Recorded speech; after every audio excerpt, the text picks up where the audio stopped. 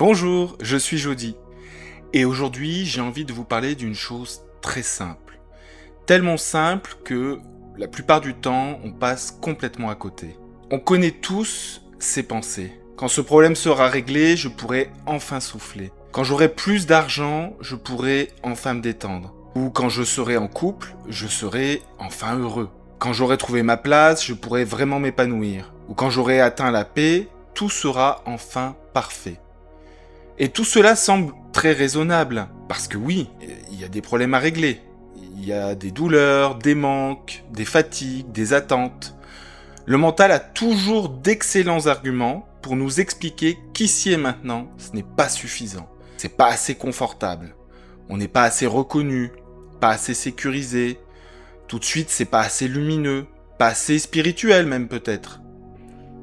Ou enfin, on peut se dire qu'après cette difficulté, après cette réussite, après cette guérison, après cette transformation, je serai enfin en paix, heureux, déposé, pleinement moi-même. Et si, en réalité, toutes ces pensées-là n'étaient pas justement ce qui nous éloigne de cette paix?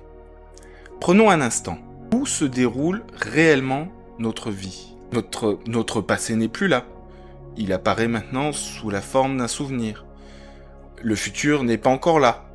Il apparaît tout de suite sous la forme d'une pensée, d'une image, d'une émotion. Même l'idée que demain sera mieux apparaît en réalité ici et maintenant. La totalité de notre expérience est là, tout de suite, dans cet instant. Bien sûr, il ne s'agit pas de nier la vie concrète. Il ne s'agit pas de ne plus rien prévoir, de ne plus agir. Mais il y a une énorme différence entre utiliser la pensée comme un outil pratique et vivre enfermé dans un récit mental permanent. Très souvent, nous ne vivons pas vraiment notre vie. Nous la pensons, nous la commentons, nous la comparons, nous la regrettons. Et pourtant, durant ce temps-là, la vie est là, toute simple, brute, pleinement vivante. Je vous propose de faire une petite expérience maintenant. Pas une grande méditation, pas quelque chose à réussir, juste s'ouvrir à ce qui est là. Écoutez, qu'est-ce qui est entendu tout de suite? Sans forcément mettre une étiquette, pas besoin de dire c'est le bruit d'un oiseau ou d'une voiture. Simplement écouter, s'ouvrir pleinement au sens de l'ouïe. Quels sont les sons les plus proches? Les sons les plus éloignés? Juste entendre. Maintenant, on peut aussi sentir le corps. Où est-ce qu'il est déposé? Quelles sont les sensations dans le visage, dans la poitrine, dans le ventre? Observez que cela respire. Et tout est juste ici et maintenant. Et maintenant, on peut remarquer ceci. Les sons apparaissent, puis disparaissent. Les sensations apparaissent dans le corps aussi, puis changent, évoluent, disparaissent. Et les pensées apparaissent et disparaissent de la même manière. Mais ce qui est important là, c'est qu'est-ce qui voit cela? Qu'est-ce qui entend cela? Qu'est-ce qui ressent cela? Et cela ne fait pas de bruit, ne demande rien, n'attend rien. Et c'est toujours là, cet espace de pure conscience. Avant même l'agitation, avant même le bruit, il est toujours là. Même si une pensée dit « je n'y arrive pas », cette pensée apparaît dans cet espace. Et quand une émotion apparaît, c'est cet espace de présence aussi qu'il aperçoit. Et avant de repartir dans l'histoire, on peut se poser la question, est-ce que je suis réellement séparé de cette présence? La présence, c'est pas quelque chose à atteindre plus tard, c'est pas quelque chose qui se planifie. C'est même pas vraiment quelque chose qui se travaille. C'est pas une récompense au bout d'un chemin spirituel. Elle est là, maintenant.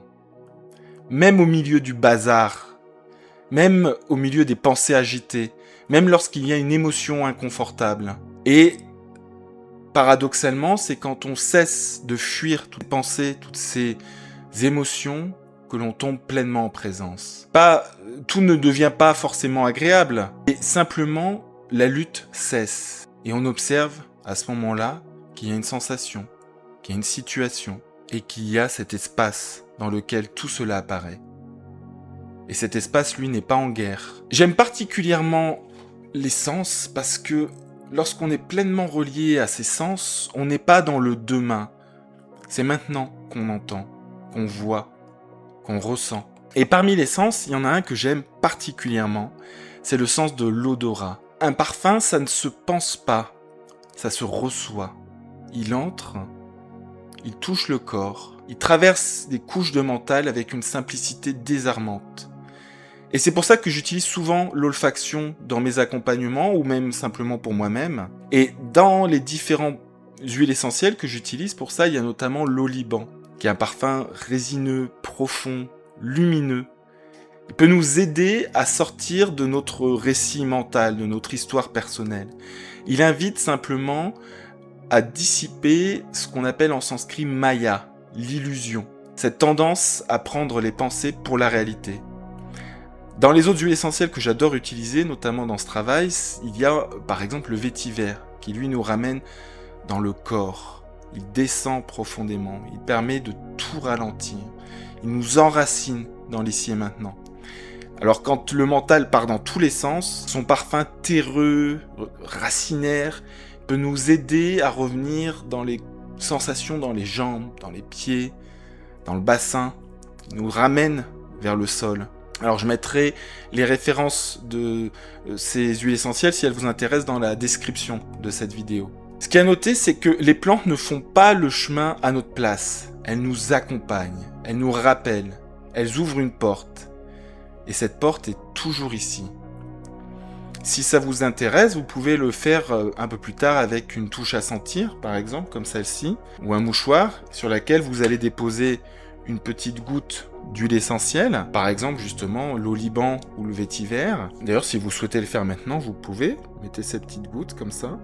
Moi, j'aime bien, donc soit vous pouvez tenir la mouillette comme ça, moi j'aime bien la plier et la mettre dans le col, comme ça nous évite de l'avoir à la portée. Ça, c'est un petit truc que m'a appris Véro, mon ami Véro avec qui je travaille. Donc on peut s'installer et on va pas chercher à se calmer, on va pas chercher à méditer correctement, on va pas chercher une performance. On va simplement sentir. À chaque respiration, on va laisser le parfum apparaître. Et à chaque expiration, on va laisser tomber complètement l'idée même de demain, ou d'ailleurs, ou d'autre chose. Et on peut se poser simplement la question, où est la vie ? Là. On peut écouter les sons autour, les sensations. On peut observer les émotions qui passent, les pensées. On peut prendre une longue inspiration et sentir pleinement le parfum sans rien lui demander, sans rien attendre. On peut permettre à tout cela d'être là, sans en faire un problème. Et si une pensée revient vers demain, on peut simplement observer qu'elle est là, qu'on est aussi conscient de son passage, comme on l'est des sons, des sensations qui nous traversent, du parfum qui entre et qui sort. Et on peut pleinement revenir au corps et laisser tout cela apparaître. On ne va pas empêcher la pensée de venir, on ne va pas refuser l'émotion d'apparaître. Et c'est possible que quand la conscience s'ouvre, qu'il y ait des choses inconfortables qui remontent, des tensions, des émotions, des schémas, et c'est parfaitement normal. Et on peut observer que toutes ces choses apparaissent à notre conscience. Elle est la lumière qui éclaire tout cela.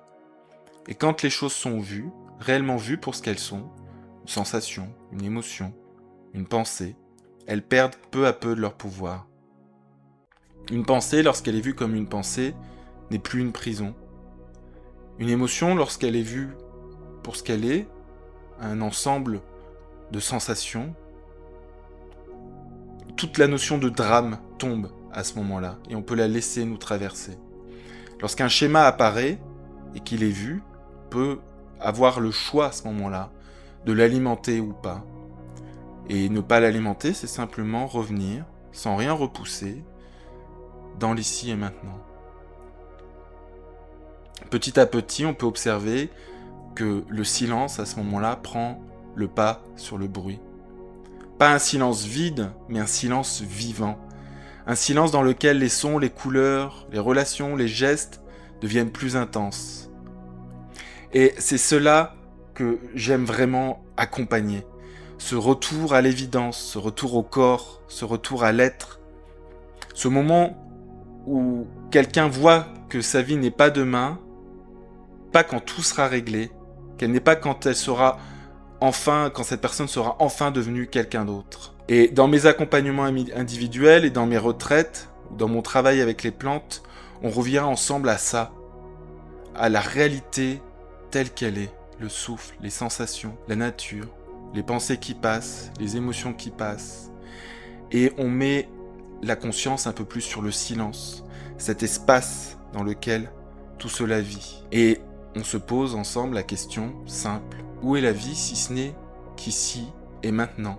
Et tout cela, pas pour devenir quelqu'un de plus spirituel, pas pour réussir quelque chose, pas pour se fabriquer une nouvelle identité de quelqu'un pleinement conscient, mais simplement pour goûter ce qui est déjà là. Et rien ne me réjouit plus que de partager cela, parce que lorsque quelqu'un revient à la beauté simple de sa vie, quelque chose s'éveille aussi à nouveau en moi. Alors aujourd'hui, ne me croyez pas, expérimentez.